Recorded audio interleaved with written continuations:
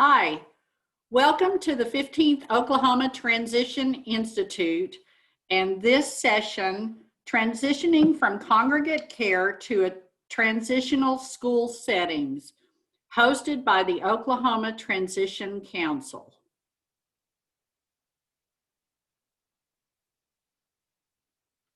Before we get started, here's a few Zoom tips. This training is being recorded for participants to access after the event. You have two ways in which to view closed captioning.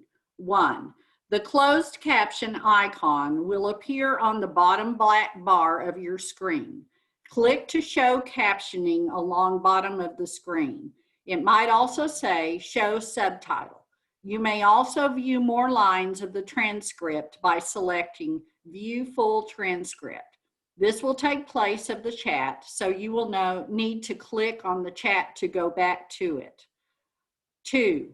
On the black bar, click on More with and choose Closed Caption.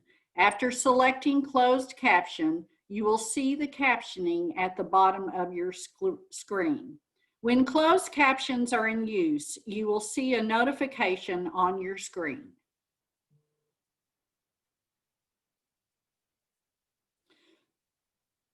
Optional, if you need to adjust the caption size, click on the arrow next to Stop Start Video and choose Video Settings. Click on Accessibility. Move the slider to adjust the caption size.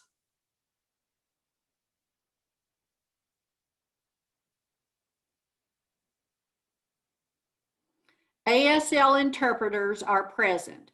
To ensure they are visible, you may pin videos by hover over the video of the interpreters, click on the three dots and then pin video, or clicking on participants, then more, next to the name you see starting with interpreter and pin video.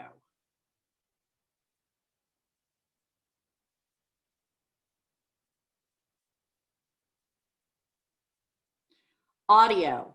Make sure your computer or headphone speakers are turned on and the volume is adjusted to your preference. Everyone's microphones have been muted. Mute, unmute yourself. Please ensure you stay muted when not speaking. Click unmute to speak during Q&A. PC users click Alt-A, Mac users click Shift, Option A.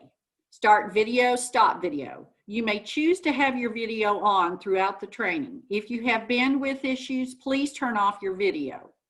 Click on microphone to mute. If you have the red line on your screen, you are muted.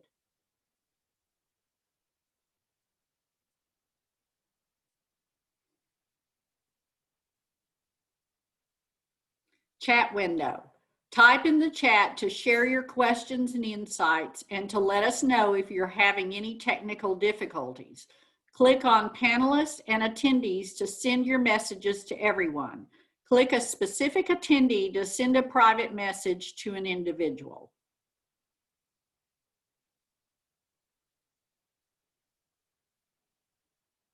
Adjust your view. You are in control of your viewing experience in Zoom, but we have some recommendations below for the best experience. Exit full screen mode, top right button or view options drop-down menu. Enable side-by-side mode, view options drop-down menu. Click on speaker view to only see the current presenter's video or gallery view to see videos of all participants, top right button.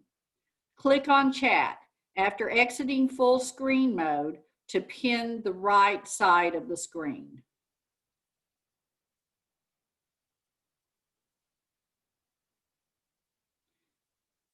Other information, questions. Please type your questions in the chat box throughout the presentation. If time allows, presenters will also field questions at the end of their sessions while allowing participants to unmute their microphones. Technical issues.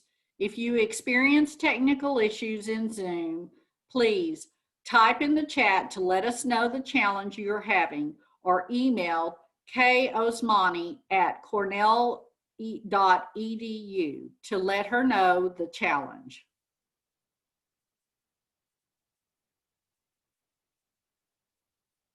Evaluation and CRCs for VR staff. All participants will receive an email at the end of the day on 9/30/2020. Once you submit your online evaluation, you will be able to print certificates for each day. If you are a certified rehabilitation counselor, CRC, or want to request CRCs after the OTI, follow these steps. Please email LaShara Thomas at lthomas@okdrs.gov. 1. A screenshot of the message on the screen after you hit submit on your online evaluation. 2. The accompanying certificates. And 3. A list of sessions you attended.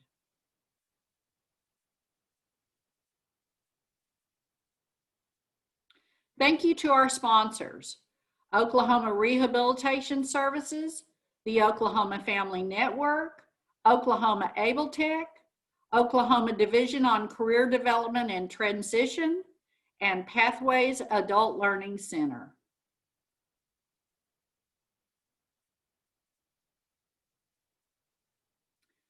For more information about the Oklahoma Transition Council, visit our website at https://www.ou.edu/education/centers-and-partnerships/0/Oklahoma-transition-council.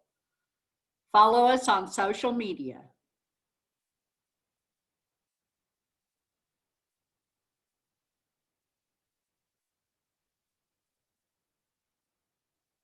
And thank you to our sponsor today, Oklahoma Rehabilitation Services. And here's Renee. Good morning, everyone. So I get to tell you just a brief little thing about DRS, Oklahoma Rehabilitation Services. Department of Rehabilitation Services is an employment agency for Oklahomans with disabilities. We provide vocational rehab services that help people get jobs and benefits. A cornerstone of our work is the transition program that puts youth on the road to a bright future. We help students prepare for employment and life after high school. Types of services provided may include training, employment services, and independent living training. Let us help build your young Oklahomans' future. And then I also have listed a number.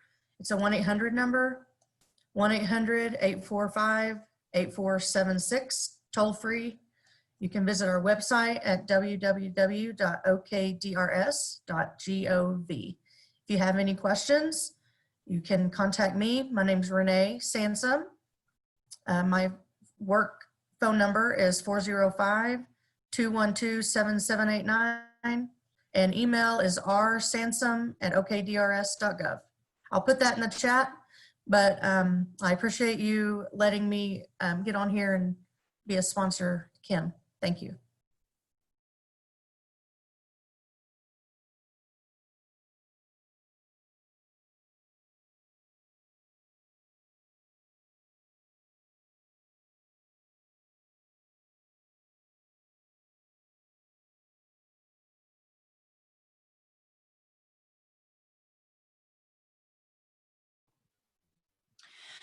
Okay, everyone, I'm going to go ahead and get started.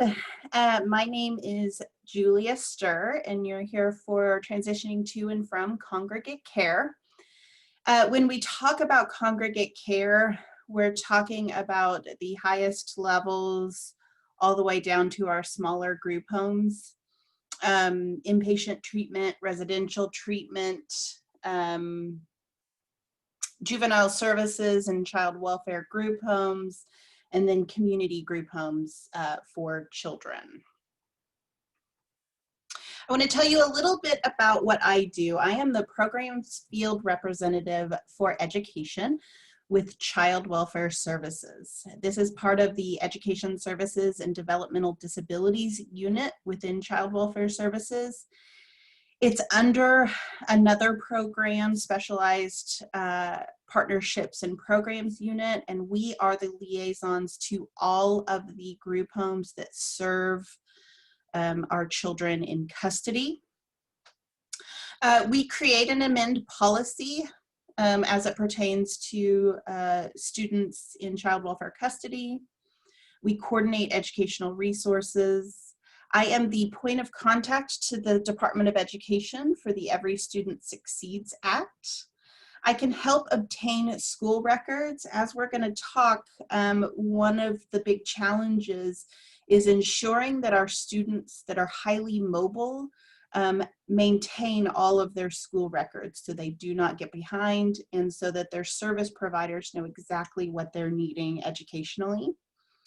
We provide training all over the state for our child welfare specialists, community partners, foster parents, schools, and then we assist and support, and that is the bulk of what we do.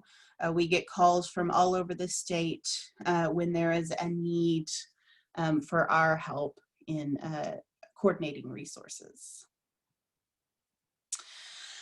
So I want to talk to you first about what some of the barriers to educational success are in congregate care.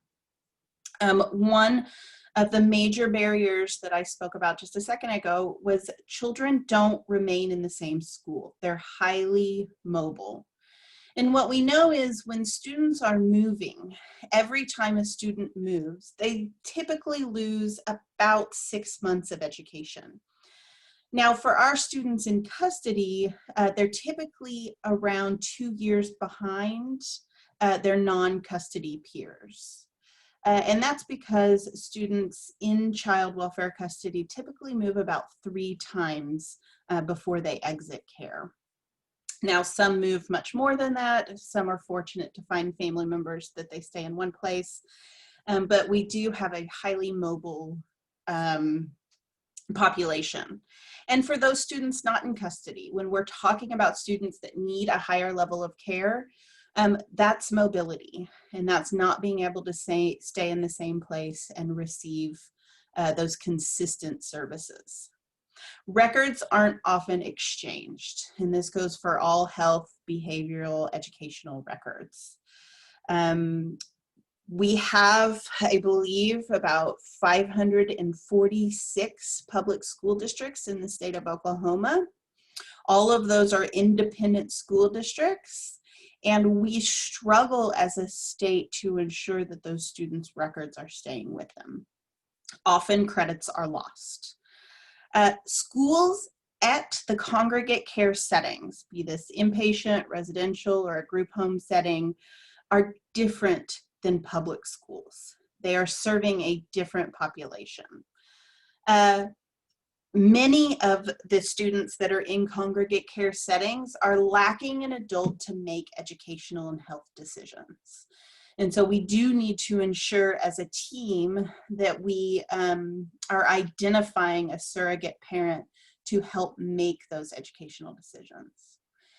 These are also students that have extremely high therapeutic needs. If they're in a congregate care setting, it's often because they could not function in a family type setting or a traditional school setting. And so their needs are extremely high. Students in congregate care settings tend to receive lower levels of education. It tends to be a one-size-fits-all type education. It really prevents any sort of individualized treatment. And there's also an exposure to deviant behaviors.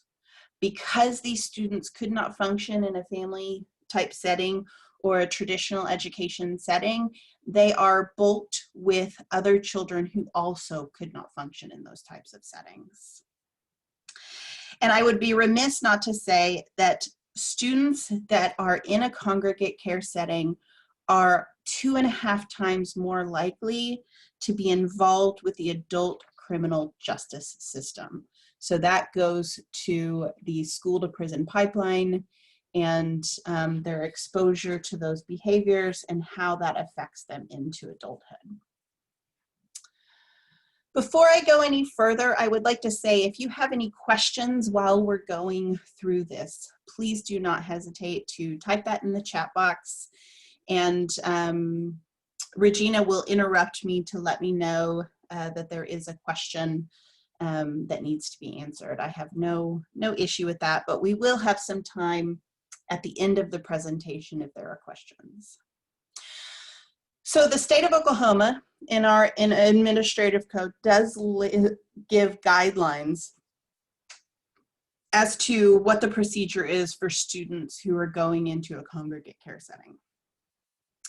And it's extremely important to understand that even though, as I just said in the previous slide, that these tend to be kind of a group of children that have similar behaviors, we should treat all of those children in these congregate care settings as individuals. And we need to look at their educational and developmental needs individually so that we can ensure that they're being served adequately. So within 5 days, any congregate care setting and school needs to have an initial review.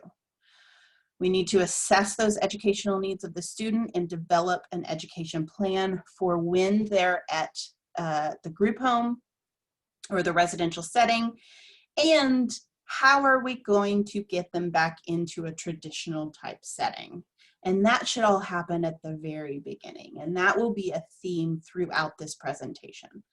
We do not want to start transitioning right before they're going to transition out. We need to provide those supports for transitioning back into a home-like setting, into a traditional school setting from the very beginning. There's a periodic review of these educational plans and transition plans by the professional team. The educational plan is implemented within 10 days of the student being placed in that congregate care setting. It will describe the curriculum, instructional time, and what setting will best serve that student. If the student does have a disability that qualifies them for the Individuals with Disabilities Education Act and an individualized education program, they need to be notifying the schools of those diagnoses or potential disabilities as soon as possible. And please remember, for the school staff and group home staff, IDEA will trump any of the group home policies or Oklahoma Administrative Code. So if we believe that those educational needs can only be served in a different type of setting, we need to put that in the education plan and plan for that student to be taken to that setting that will most serve their educational needs. And then there is always a collaboration. These congregate care settings will have faculty that can help the school to work through and manage behaviors. And that is a team effort. If there are behavioral intervention plans, if there are treatment plans at the group home, the schools and the group home settings need to be aware of all of these so that they can work on them not only in the setting, but in the school setting.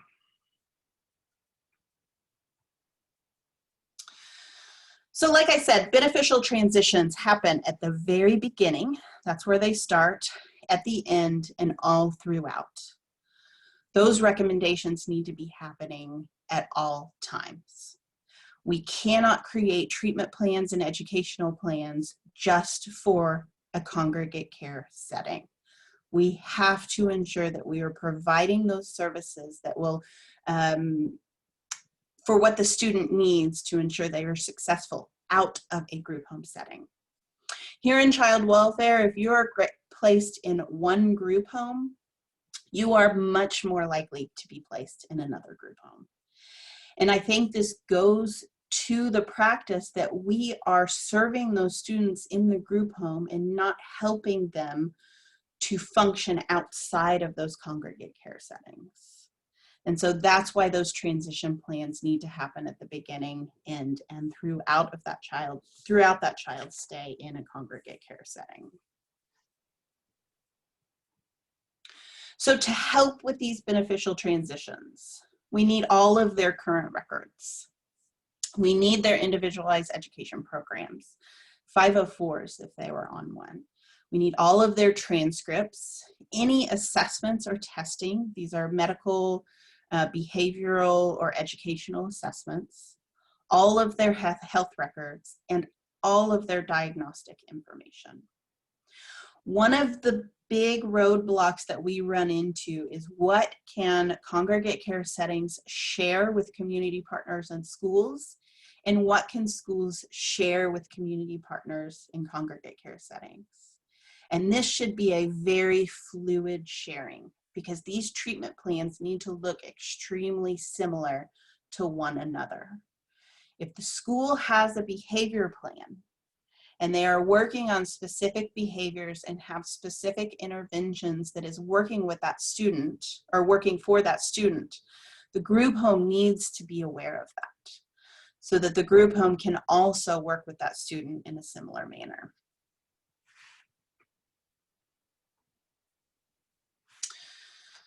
So the Every Student Succeeds Act for students in foster care, and for those not in foster care, many of those students may fall under the McKinney-Vento Act, but it allows students to remain in their school of origin. So even if the group home is being served by a different school district, that student has a right to go back to their school of origin. This really prevents school moves, and it creates points of contact, much like the McKinney-Vento Act did in 2001. In 2016, it created points of contact for students in foster care. So now we have those points of contact for all students that are highly mobile. And so those points of contact should be a part of the discussion when we're creating our team and creating our transition plans. In 2017, myself and my colleague, who's also a member of the Oklahoma Transition Council, Melissa White, drafted the Education Compact for Kids in State Care.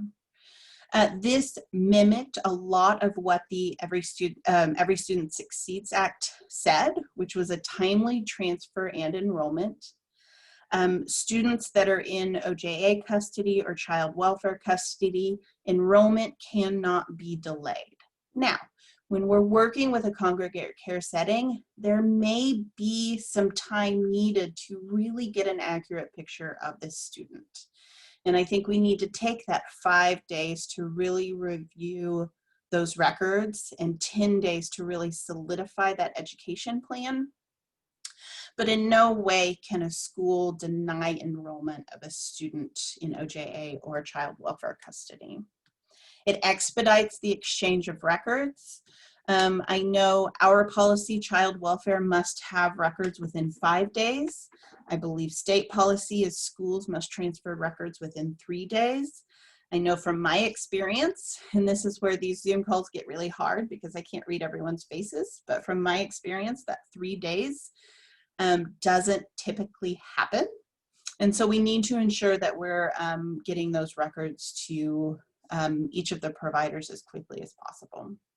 And it waives records, requirements of records for enrollment. So if we cannot get a previous IEP, if we cannot get previous health records for whatever reason, the school cannot deny enrollment for those students. What the Education Compact added was students in care are automatically enrolled in a core curriculum. We added this because historically, we were finding that students that are highly mobile, there's also a military compact because military students are typically mobile as well. And we mimicked the military compact when we wrote this.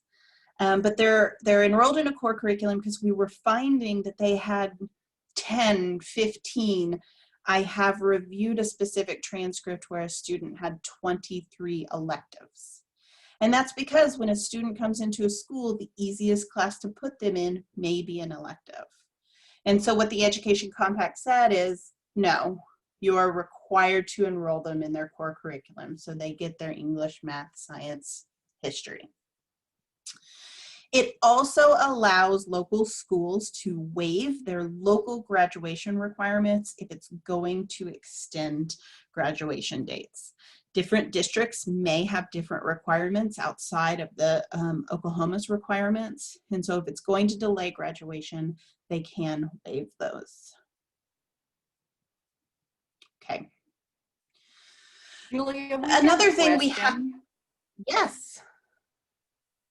Okay, so what happens when an IEP team for a child starts a behavior plan and the group home foster parent does not cooperate? I would suggest if child welfare is involved, that we get child welfare involved in that process. So we reach out to the child welfare specialist or to the child welfare liaison for those group homes. We do need to know if our group homes or our foster parents are not following recommendations from schools, or we need to know if maybe the group home or foster parent does not agree with the recommendations of the schools. And so there may need to be some intervention there. So I would suggest that a school's first contact would be either to the education unit, which my email will be on the last slide, or to the child welfare specialist assigned to that case.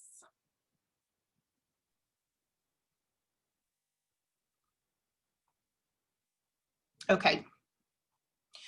One of the things we need to ensure is access to education with non-disabled peers. For many, if not most, of our congregate care settings in the state of Oklahoma, you have to have some kind of diagnosis or potential diagnosis to be admitted into that program. And so those 10, 12, 16 kiddos will all have some type of diagnosis and possibly an intellectual or developmental disability. And so those students, while they're in a congregate care setting, may not have access to students that are non-disabled. And so we need to ensure, even if it cannot happen at the onset, that there is interaction with their non-disabled peers. There also has to be, and this goes to the question, a coherent and collective goal. I have seen child welfare transition plans, DRS transition plans, education plans, and congregate care treatment plans that all look different. Not only is this confusing to the team that's working with the child, but you can only imagine how confused that student may be. And so ideally, when we go back to the Oklahoma Administrative Code and we're creating that team that will help create these education plans, those treatment and education plans are being created by that team. We're also needing to focus on those independent living skills and maintaining a true connection to the community. Often connection to the community for students that are in congregate care means an outing with everyone from that congregate care facility to somewhere in the community, right? And so we need to ensure that each student as an individual are maintaining a connection to those outside of their residential care setting. And like I said before, those treatment goals and education goals need to be similar. Service referrals should be made early and often. If there are not service providers in the area that are able to meet the needs of the student, we need to work as a team to find those services. Or how do we augment the services that are already being provided by the congregate care setting or the school to meet that student's needs? Discharges should always include some sort of outpatient follow-up. We do not want to send these students out into a void of take everything you learned from the congregate care setting and now implement it into a traditional type schooling. We want to ensure that they have some sort of follow-up to help with that transition. And once again, and I cannot stress this enough, discharge planning should begin at intake. Much like when we're creating IEPs, We do not set the least restrictive environment for a year or for a semester. We set those LREs for very short periods of time so that as a team we can assess what interventions may be needed to ensure that that student goes into a less restrictive environment as quickly as possible. So some transition goals: access to instructional materials. Okay, they need to be able to have access to the same materials as those students that are not in a congregate care setting. Whenever possible, inclusion in a general education setting. Now, I understand if a student is going into a congregate care setting, there is something that led the team to recommend that. There's some sort of problem or behavior that cannot be served in a traditional setting. But how quickly can we go back to including the student in a general education setting? Could they go for an hour a day? Could they go for half days? Could they go one time a week? So whatever we need to do to ensure that those students have the interventions they need to be in a general education setting, we need to include that in our education plan. Also, we need to listen to the student. They know their history best. In my 13 years in child welfare, I cannot tell you how many times I've sat around the table with a team and they have no idea about what to do and how to make it work. And 5 minutes with a student and they can tell you where they've been, what's worked, what hasn't, and what they need. Benefits planning. Does that while that student's in a congregate care and getting those intensive services, are we planning on how we're going to support that student outside of that congregate care? I also love the idea of student-led meetings, and there are many districts around the state that are doing this. And I think especially in a congregate care setting, this can be a real asset to students. And then ensuring that they are enrolled in the Oklahoma Promise. Sorry, my mind went blank.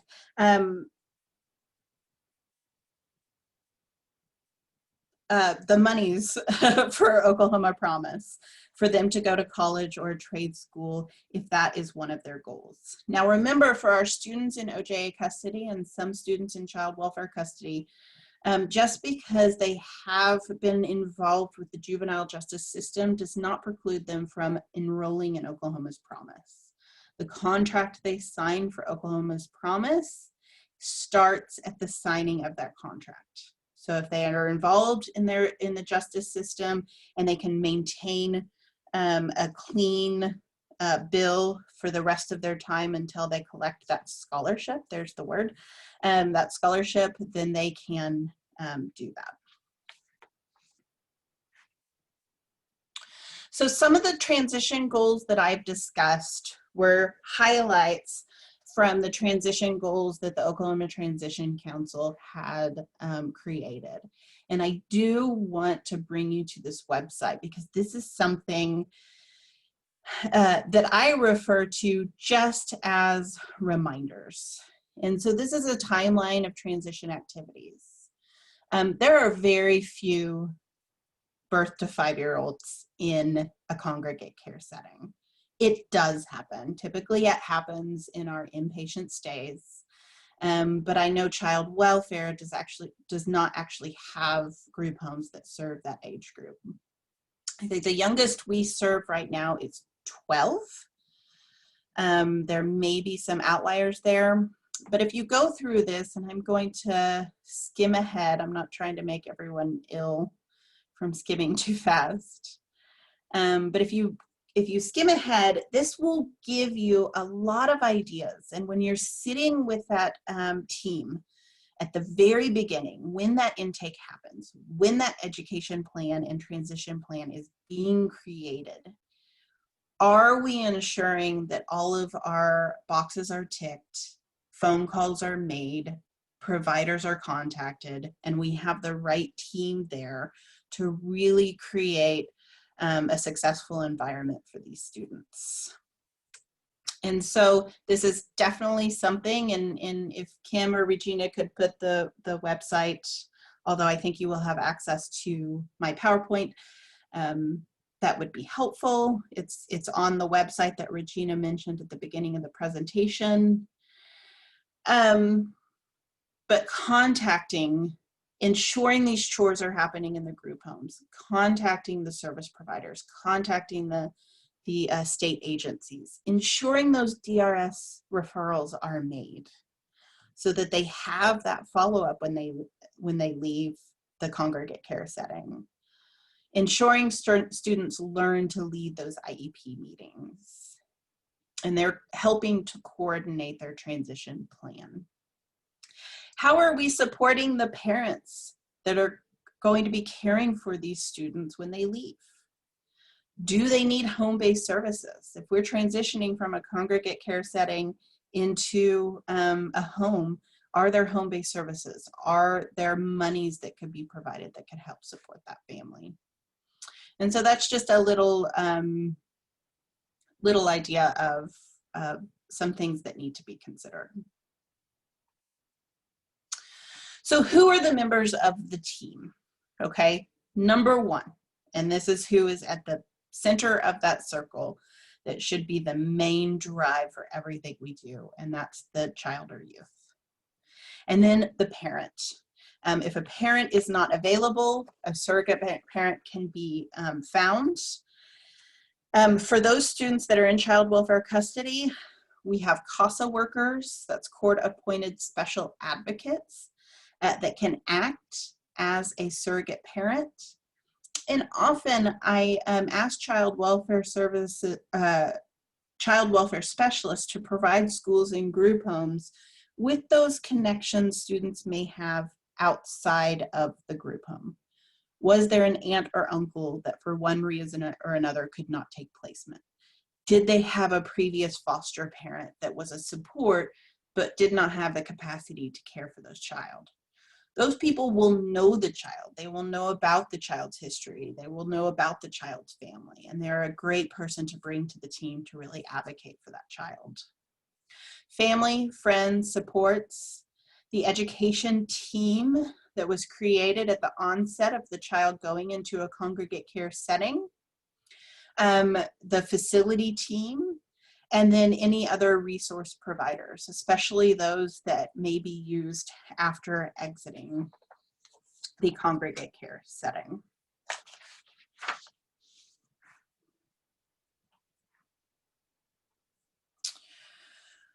We want to leave students better prepared for success than when they were placed at the congregate care setting. They are more likely to re-enter a congregate care setting. They are more likely to enter a criminal justice system. And that is because we currently in Oklahoma are serving students in congregate care setting as if they're congregate care setting students. And we need to get that out of our practice. We need to understand that these are students with a higher level of care. That congregate care setting can give us the time and the supports we need to prepare that student for success.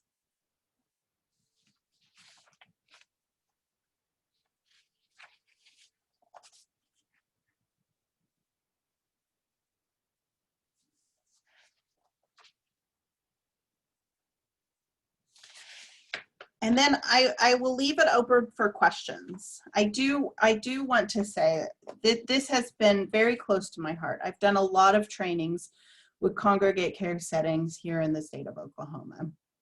I work with the unit that is the liaison to these settings. We do our best to train those settings and work with the schools to create an atmosphere where students will succeed. And we're not there yet. We have a lot of work to do. What we're seeing is if a student in OJA custody that is in a group home, they're more likely to return to a group home. If a student is in a congregate care setting with child welfare, they're more likely to enter another congregate care setting. If not, go back and forth from residential treatment, inpatient treatment, back to a congregate care setting. And so we as a team, and the educational team is a critical part of this, because education is that piece of life that prepares students for going forward, really need to work on creating an atmosphere where students can be successful. The other thing I will say is students that enter a congregate care setting later in their teen years are more likely to age out of custody. Age out of OJA custody, age out of child welfare custody. Students that aren't in custody are more likely to enter adulthood from those congregate care settings. And that brings a whole nother level of challenges, that they do not have those connections to family type services, to family members, to adults that can really help support them later in life. What we know from students transitioning into adulthood is, I think statistically, a typical student doesn't necessarily reach adulthood as we see it until they're 29, early 30s. That's when we stop calling our parents for money. That's when we stop calling our parents for advice. That's when we stop calling our parents to see if they have our birth certificate or our social security card. And so when we have those students that are actually aging out of custody, they lack that critical support that can help them in that transition. And so even, it wasn't on one of my slides, but I would even add, who is that connection for their child when they exit that congregate care facility that they can call when everything else fails? So with that, So I want to thank Julia? everyone for being here. Yes. Julia, we have a question. So how can we be more successful at getting pre-ETS services to congregate care facilities and OJA facilities? So part of the Oklahoma Administrative Code is creating a contract between those public schools that are serving the students and the congregate care facilities. Now, the Department of Education has created a sample contract for that purpose. And I think it's a critical part, and that could be something that could easily be included into those contracts, so that those education teams are ensuring that those services are provided at the onset.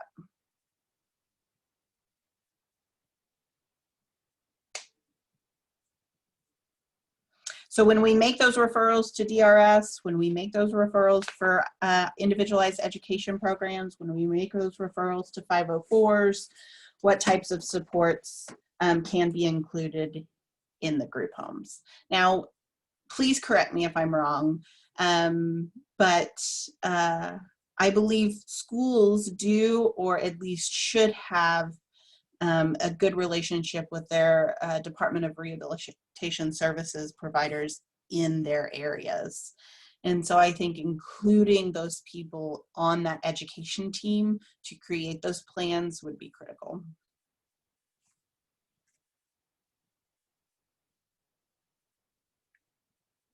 I have one more thing to add. Child welfare laws recently changed. And so our goal, and it is actually the requirements for funding now, is that, you know, transitioning out of a congregate care facility must happen starting day one. And the funding for these congregate care facilities has to be reviewed after 6 months. What's happening that we cannot successfully ensure a student is successful out of a congregate care setting after 6 months. And after 12 months, it's even a more critical review. of should we be funding this congregate care setting if the successes aren't there within that 6 to 12 month period. And so I think that's something we need to consider, and we need to be even more diligent about creating beneficial transitions for our students in congregate care. So we have another question. Who takes over the responsibility of an individual who is deemed unable to be independent due to their disability? And he added more below. He added to narrow it down further when they age out. Okay, so I can only speak to when they're in child welfare custody. So if they're aging out of our custody and they have a developmental or intellectual disability that prevents them from being fully independent, we get an assessment on what services will they need support with. So is it physical? Is it financial? Is it emotional? You know, what types of services can that youth not do independently? And at that point, we will request the court provide a guardian for just those specific needs, right? So very rarely do we or should we ever have someone reaching adulthood that every single need needs to be cared for. And so we look at what specifically needs to happen, and we request a guardian for that student.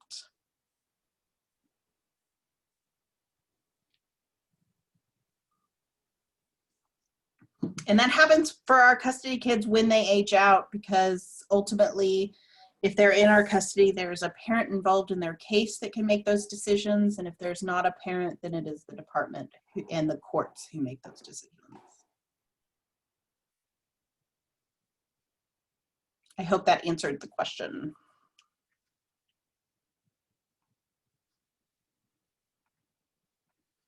So here's my contact information. That is my direct cell phone. I encourage anyone to use it if they have any further questions. I recently sat in on an initial meeting between a brand new congregate care facility and a school district. And you know, the ideas that they came up with and the discussions they had were extremely promising. And I am happy to be a part of any of those conversations and really talk through the challenges we've had in the past and the successes we've had in the past. I will tell you one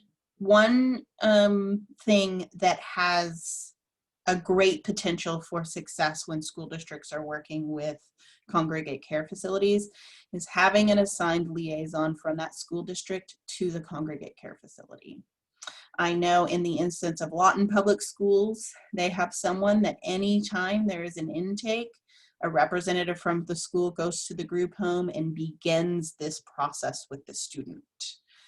And Lawton Public Schools, although I don't know what their situation is now in the time of COVID, they've had a lot of success of ensuring that their students are going to the local high school for their education, and they are not sitting at the group home. There are definitely kiddos that need that group home setting and cannot function in the school, but the majority of those students do go to a traditional high school setting while they're also residing in a congregate care facility. Big questions come up in our minds when we have school districts that are serving every single student at a group home at the congregate care facility. Big questions. What is happening that we have assessed all of those students individually, and we all individually have come up with the answer that that student can only be educated at that facility? And are we actually ensuring an individualized education plan or an individualized treatment plan when that happens?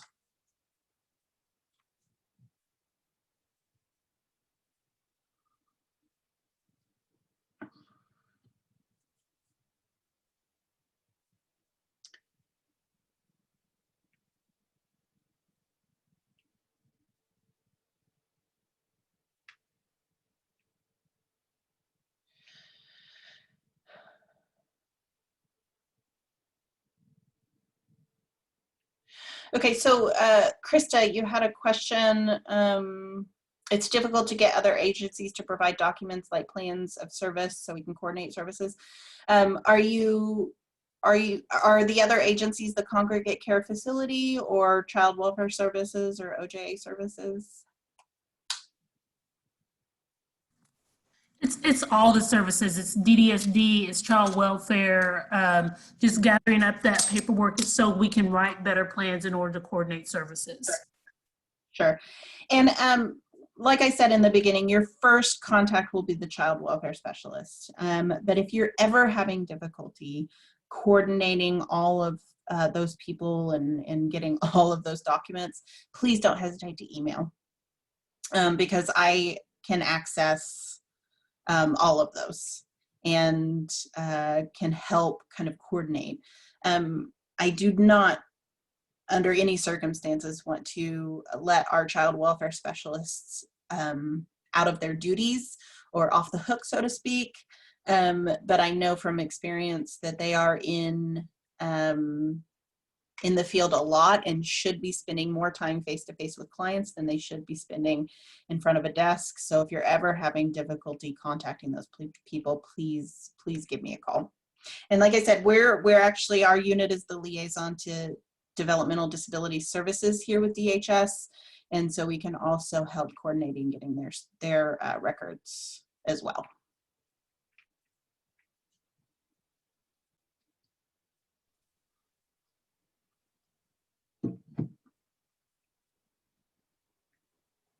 And they said Tribal VR would also love to coordinate services.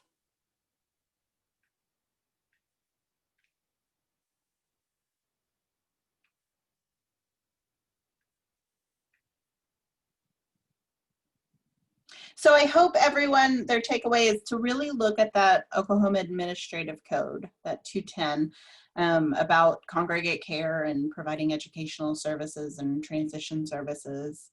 That's a guideline. There are schools and group homes that do it better than the guideline.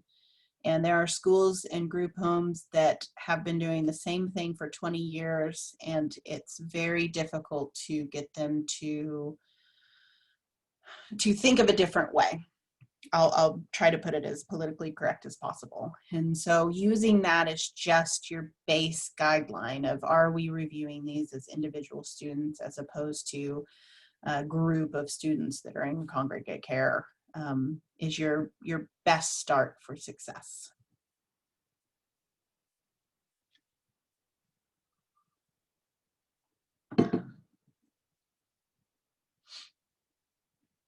So I'll just wait. Regina or Kim, you can give me some guidelines. I'll be happy to wait for questions, or I can wrap it up. And I thank you guys so much for being here. Please use my email, even if they're not students in custody. I work closely with Melissa White over at OJA, who does the schooling for students in OJA custody. And just because of the experience of child welfare, we can typically find someone that can provide some supports in different areas. And if we can't, we can find someone who can. So I thank you guys so much for your time and for the work you do for our students. And enjoy the rest of the conference.